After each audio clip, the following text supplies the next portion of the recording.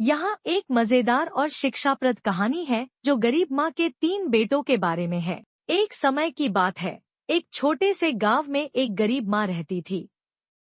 उसके 3 बेटे थे जिनके नाम रोहन, राहुल और राज थे।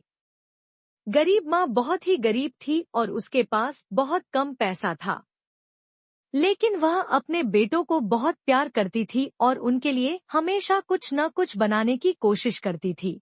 एक दिन गरीब माँ ने अपने बेटों से कहा, बेटों, मैं तुम्हें एक काम दूंगी। तुम्हें जंगल में जाना होगा और वहां से लकड़ियां इकट्ठा करनी होंगी। रोहन, राहुल और राज ने अपनी माँ की बात सुनी और जंगल में चले गए। वहां उन्होंने लकड़ियां इकट्ठा की और अपनी माँ को दी।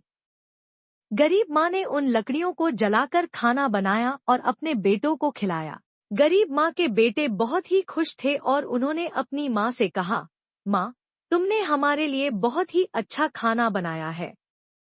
हम तुम्हें बहुत प्यार करते हैं। गरीब माँ ने अपने बेटों की बात सुनी और कहा, बेटों, मैं तुम्हें बहुत प्यार करती हूँ। मैं हमेशा तुम्हारे लिए कुछ न कुछ बनाने की कोशिश करती हूँ।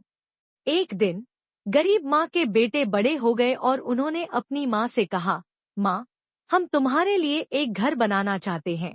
गरीब माँ ने अपने बेटों की बात सुनी और कहा, बेटों, तुम मुझे बहुत प्यार करते हो। मैं तुम्हारे लिए हमेशा आभारी रहूंगी। गरीब माँ के बेटों ने अपनी माँ के लिए एक घर बनाया और उन्हें उस घर में रहने के लिए दिया।